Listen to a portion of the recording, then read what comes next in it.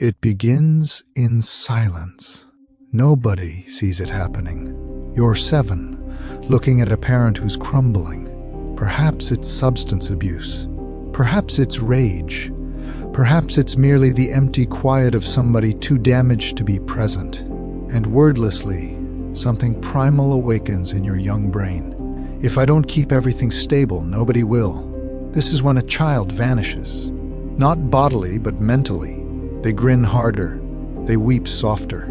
They master reading atmospheres before talking. They transform into the household's emotional regulator. They morph into miniature grown-ups far before their brains are prepared, and society celebrates them for it. You're so grown. You're so dependable. You're so resilient. But nobody pauses to wonder at what price. This is the hidden mourning of those who matured prematurely. And today, we're diving deep into the psychology of that kid. Because the consequences don't disappear with years. They mold you. They accompany you into partnerships, professions, your feeling of value. And if you don't comprehend what occurred, you'll spend your grown life repeating the defense mechanisms that once rescued you, but are now gradually destroying you. Let's begin with what's actually occurring developmentally. When kids are forced to mentally sustain grown-ups instead of vice versa, psychologists call this parentification. It's when a kid becomes the nurturer, the mediator, the counselor, the defender. This isn't simply damaging. It reconstructs the brain, because when a kid is continuously placed in control of emotional management, either their personal or another's, it generates something called hypervigilance. You're constantly searching for threats. You tiptoe carefully. You discover that affection is a bargain. You provide calm, and perhaps they'll provide you protection. You discover that your desires are risky, and theirs are critical. So you vanish, not bodily, but mentally. And in your position develops a model of you that executes excellently. You transform into the obedient child, the silent overachiever, the counselor companion, the individual who never requests anything, and you display that persona so persuasively that even you overlook it's a facade. But internally, something wounds. Something throbs because the internal child you concealed didn't perish. They're still inside screaming wordlessly, "Why didn't somebody safeguard me?" As you mature, the indicators become more intricate.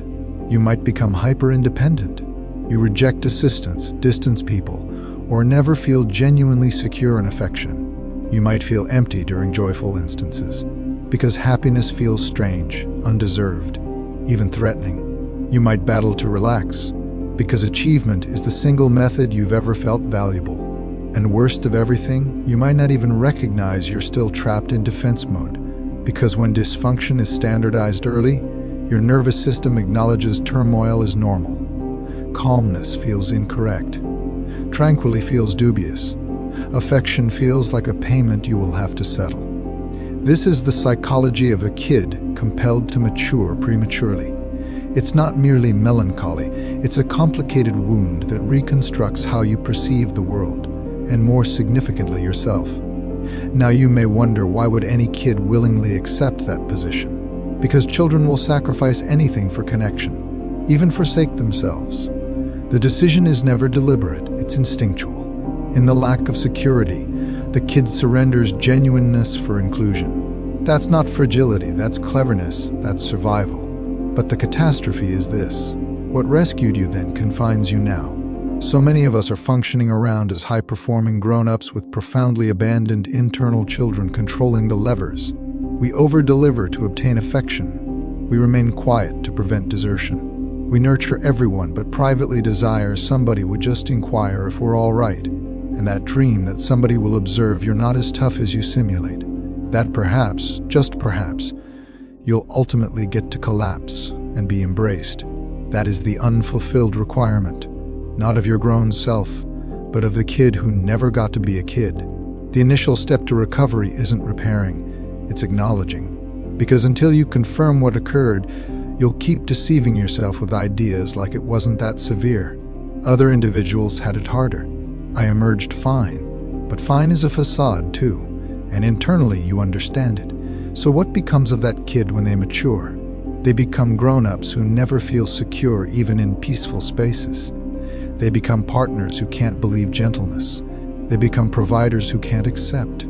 They become the sort of individuals who regret crying, recoil at praise, and mistake fatigue with achievement. This is the expense of maturing prematurely.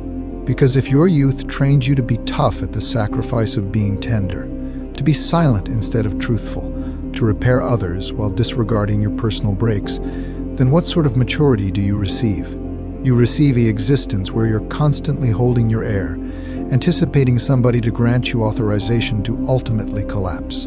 But here's the reality. Nobody's arriving to save the kid you concealed.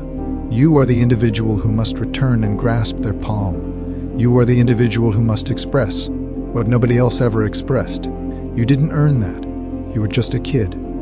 You get to relax now. This is the start of shadow work. Not repairing, not executing, not avoiding the suffering with artificial optimism, but facing toward the deserted pieces of yourself and stating, I notice you now, I acknowledge you now, and I'm not departing. That is the healing process. And it's harsh because it requests you to experience the mourning you never had opportunity to experience. It requests you to remain with the fury, the sadness, the unfulfilled requirements, to cry for the celebrations where nobody appeared, to grieve the purity you sacrificed while defending individuals who should have defended you. But that mourning, it's not fragility. It's evidence that you're because what was once hardened is ultimately melting. Now let's discuss how this defense mechanism appears in maturity, quietly, devastatingly, and often invisibly. You might become a counselor in all your connections, but never permit anybody genuinely see you. You might be celebrated for your autonomy when internally you're frightened of being a weight. You might be in partnerships where you overcompensate, constantly repairing, controlling, over-explaining, and questioning why you feel bitter. You might battle with limits because refusing still feels like disloyalty. These are not character qualities. They are defensive mechanisms, acquired, trained, and the positive news, reversible, but only when you stop glorifying your toughness and start respecting your injuries. One of the most transformative things you can accomplish is inquire your internal child. What did I require back then that I never received? You may discover responses like, I required somebody to inform me it wasn't my responsibility. I required somebody to inquire how I was functioning. I required to engage, relax, and giggle without anxiety. And gradually, very gradually, you start to provide those things to yourself, not to repair your history, but to stop recreating it. This is how you stop pursuing parents and your companions. This is how you stop confusing anxiety for perception. This is how you stop fleeing from the kid you were and the self you're transforming. Carl Jung once stated, there is no coming to consciousness without pain. People will do anything, no matter how absurd, to avoid facing their own soul. But shadow work requires that we confront it, all of it, the abandoned, the embarrassed, the frightened, the furious. Because recovery isn't about transforming somebody fresh. It's about recalling who you were before the world instructed you who to be. If you're somebody who matured prematurely, know this. Your maturity was never the issue. The issue was that you had no option, but now you do. You can select tenderness. You can select to relax. You can select to stop controlling everyone else's feelings and start respecting your personal.